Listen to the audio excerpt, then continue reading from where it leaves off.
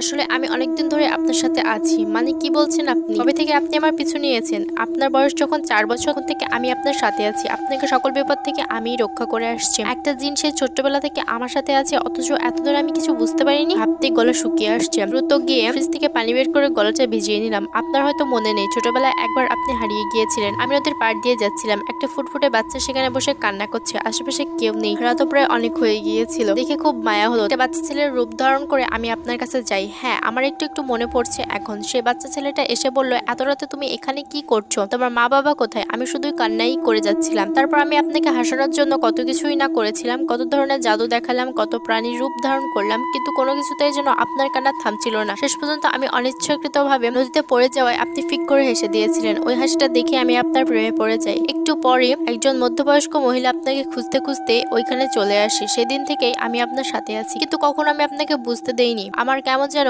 সবকিছু স্বপ্নের মতো লাগছে। এতদিন আমাকে কিছু বুঝতে দেননি কেন? আর কোন বিপদের থেকে রক্ষা করার কথা বলছেন? আমি তো কোনোদিন বিপদে পড়িনি। আপনি যখন গভীর রাতে একা একা বাইরে হেঁটে বেড়াতেন, তখন অনেক দুষ্ট জিন আপনার পিছু নিত। আমি তাদের সাথে লড়াই করেছি আপনাকে বাঁচাতে। এই শহরে এত এত ধর্ষণ হয়, খুন হয় প্রতিদিন, কিন্তু আপনার সাথে কেন কিছু হয়নি সেটা কি একবারও আপনি ভেবেছেন? আচ্ছা, বুঝলাম, কিন্তু এতদিন আমার সাথে কথা বলেননি কেন? হঠাৎ করে আমার সঙ্গে স্পর্শে আসার কারণ কি? আমার বাবা অনেক বড় একজন আলেম, আমি তার কথার অবাধ্য কখনো হই। সেদিন যখন ওই মধ্যবয়স্ক মহিলা আপনাকে নিয়ে চলে গেল, তখন আমি অনুসরণ করতে করতে আমি আপনাদের বাড়ি চিনে নিয়েছিলাম। তারপর আমি আমার বাবার কাছে গিয়ে সব খুলে বললাম। বাবাকে আরো বললাম আমি ওই বাচ্চার মেয়েটার সাথে থাকতে চাই। বাবা কিছুক্ষণ চোখ বন্ধ করে কি যেন চিন্তা করলেন, তারপর বললেন, তুমি ওর সাথে থাকতে চাও, এতে আমার কোনো আপত্তি নেই, কিন্তু একটা শর্ত আছে। কি শর্ত বাবা? বাবা বললেন, ওই মেয়েটা এখনো অনেক ছোট, তুমি ওর আশেপাশে থাকবে, তাকে সব বিপদ আপদ থেকে রক্ষা করবে, কিন্তু সে যেন বুঝতে না পারে তুমি তার সাথে আছো, তাহলে মেয়েটার ক্ষতি হবে। কেমন ক্ষতি হবে বাবা? আমি কি করে পারবো ওর সামনে না যেয়ে থাকতে? আমি এটা পারবো না বাবা। বাবা বললেন, তুমি যদি ওর সাথে থাকতে চাও তাহলে এটা মেনে নিতেই হবে। মেয়েটার যখন 18 বছর পূর্ণ হবে, তখন তুমি তার সামনে যেতে পারবে, তার সাথে কথা বলতে পারবে। মনে রাখো, শর্ত ভঙ্গ করে যদি তুমি কিছু করো তাহলে মেয়েটার অনেক বড় ক্ষতি হবে। তখন তোমার আফসোস করা ছাড়া আর কোনো উপায় থাকবে না। সেদিন বাবার কথা মতো এতদিন আপনার থেকে দূরে ছিলাম, তো কখনো আমার নজরের বাইরে যেতে দেইনি। কাল রাতে আপনার 18 বছর পূর্ণ হয়েছে, যে দিনটার জন্য আমি 14 বছর ধরে অপেক্ষা করছিলাম। আপনার কথা শুনে আমার রূপকথার গল্প মনে পড়ছে, তবু কেন জানি না আপনাকে বিশ্বাস করতে ইচ্ছা করছে।